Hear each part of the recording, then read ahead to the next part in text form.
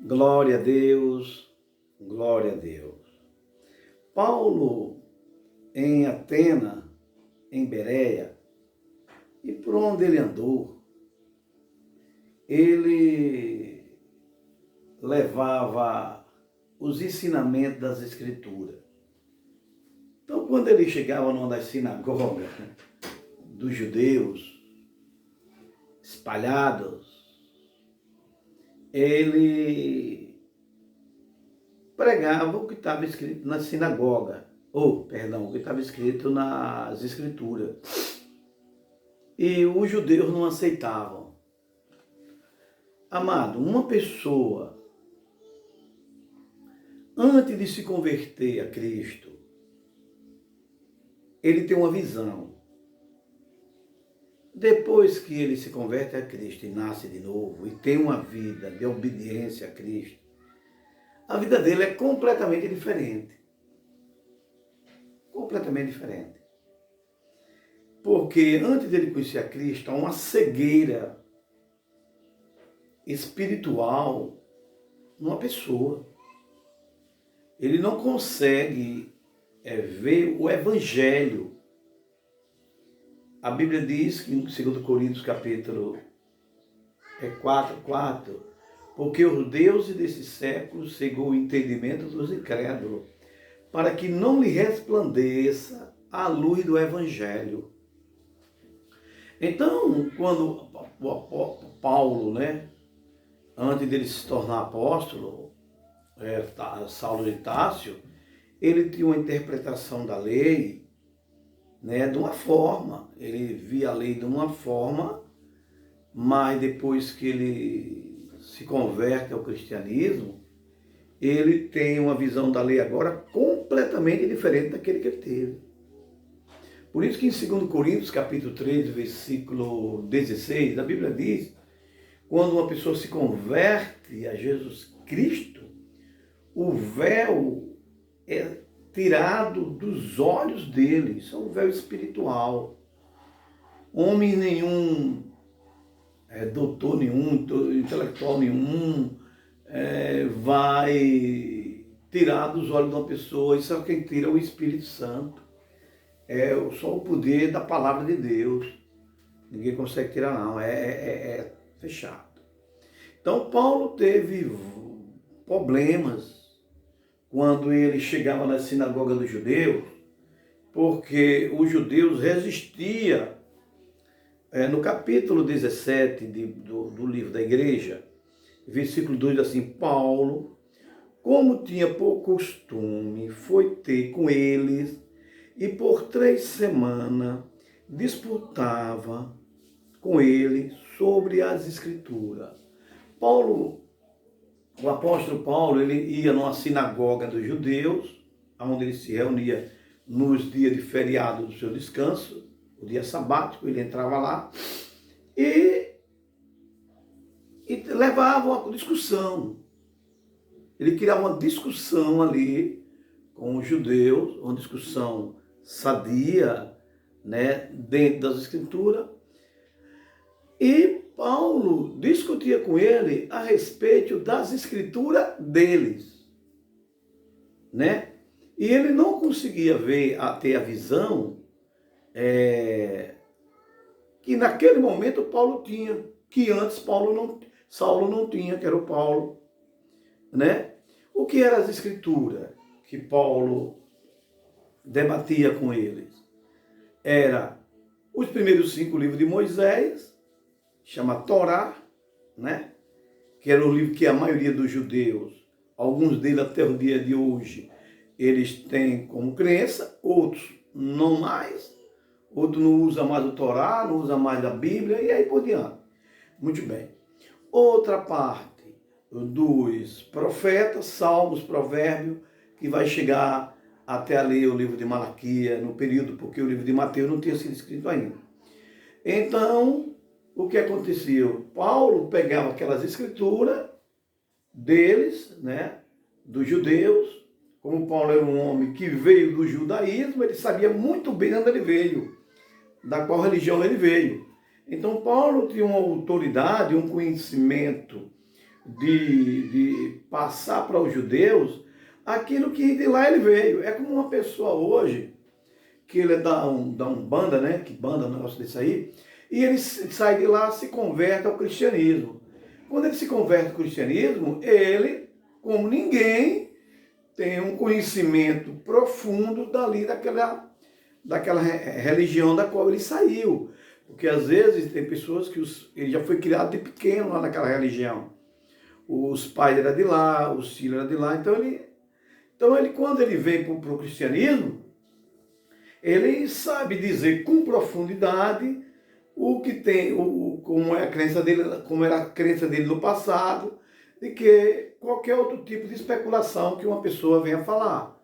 Não é isso? Assim foi Paulo com os judeus, né? Paulo era um homem que tinha um grande conhecimento, né? Que ele era mestre da lei judaica, então ninguém mais podia conhecer mais o judaísmo, né, com profundidade de que Paulo. Paulo foi um homem educado em escola rabina, então ele tinha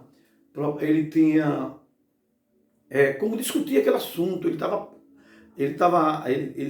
tinha condições de discutir aquele assunto, né? E ele discutia, ele mostrava dentro das escrituras, dentro de Gênesis a Malaquias, ele provava que Jesus era o Cristo, estava aqui, estava mostrando. Mas eles cegos não conseguiam ver. Ele não conseguia ver, ele não aceitava, e era aquele problema. Agora, nos dias de hoje, nos tempos de hoje, da igreja de Cristo, né? Na era dos evangélicos, né? Que agora nós chamamos na era do evangélico, né? Então, nessa era, agora de pentecostal, né? Nesse momento agora que nós vivemos, né? Temos problemas como esse. O mesmo problema. Qual é o mesmo problema? Os meus irmãos evangélicos, se você é um pregador do evangelho, pare bem. Meu amigo evangélico, meu irmão evangélico, se você é evangélico, realmente você é um pregador do evangelho, você vai ter problemas no meio evangélico. O mesmo que Paulo teve. Quando você começar a mostrar para os outros evangélicos que a igreja de Cristo está separado da lei judaica, você tem um problema. Quando você falar que a igreja de Cristo está fora de dízimo, aí é que você tem um problema aí é que você tem problema. Aí você tem problema do grande, né, do pequeno. Agora o bicho pega para você. Se você vir falar que o evangelho, você pode comer tudo, com exceções o sangue de animal sufocado, você tem outro problema. Se você vir falar que o justo vive pela fé, né? Você tem outro problema, que até então alguns dizem que vive pela fé. Mas ele não sabe separar fé, ele não sabe fazer a separação da fé com os costumes que ele já está acostumado dentro do sistema evangélico, que no tempo dos judeus se chamava sinagoga dos judeus, hoje nós chamamos de as congregações dos evangélicos. Então, você passa numa avenida, você vai encontrar assim 10 em 500 metros da avenida, você vai encontrar no mínimo, em algumas avenidas, 10 congregações. Normalmente 2 que disputam uma com a outra, que são a mesma linha, o que sai de uma vai para a outra, que sai de uma vai para a outra, eles não mudam, é aquela mesma linha, né? Por exemplo, é dificilmente você encontrar uma num lugar que não tem a outra. Muito, muito difícil. Onde está uma, está a outra. Uma está numa rua, outra está na outra, mas está as duas. Porque elas duas se disputam por fiéis. Ele disputa fiéis, né? Um fiel, quando ele está, por algum motivo, ele sai de uma dessa congregação, ele vem para outra. E quando para essa outra, que o seu líder foi de lá também. O líder foi de lá, né? Aprendeu todo aquele jeito de distorção do evangelho, ele aprendeu lá na mãe. Entendeu? Agora saiu da mãe e tem outra instituição. Então é comum uma pessoa dessa que está nesse lugar vir para outro, para o segundo. E daí por diante, porque a linha deles é a mesma.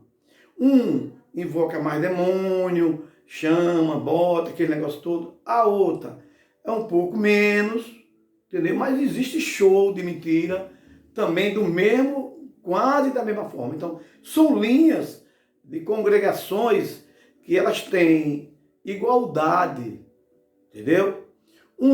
A primeira, traz mais o judaísmo para dentro dela, como aquele pano aqui no ombro dos seus pregadores, o gorrinho na cabeça, traz a arca de aliança. Eles trazem mais o judaísmo, mistura mais para chamar atenção, né? A outra menos. A outra é menos. Não tem tanto judaísmo dentro, né? Usa mais outra formalidade de atrair os membros da primeira. Eles atraem mais esse tipo de membro. Por isso você chega no canto e você pergunta, por que aqui tem um, aqui tem outro? Sempre tem. É porque ali está tendo uma disputa de membro que pensam e pensa daquela forma, gosta de ouvir o que eles dois estão dizendo, entendeu? A Bíblia diz que tem pessoas que eles gostam de buscar os falsos ensinadores. Eles gostam, porque eles se sentem bem, ali não tem uma cobrança para ele da vida moral dele, não tem nada. Então, tá tudo bem, tá tudo certo e vamos embora, entendeu? Então, Paulo, quando ele chegou nessa cidade aqui, né, nesse canto que encontrou esses judeus, Paulo teve esse tipo de problema com eles. Porque ele não queria de maneira nenhuma aceitar o que estava escrito, o que estava nas escrituras, que era dele. É o que eu estou trazendo agora. Se você chegar para um evangélico desse aí, viu, meu irmão evangélico? Se você não quer ter problema, não quer botar um prego debaixo do sapato seu, você deixa esse negócio para lá e vai ao seu caminho, porque você chegar para um evangélico e você dizer, olha, irmão, esse negócio de fogueira santa está errado.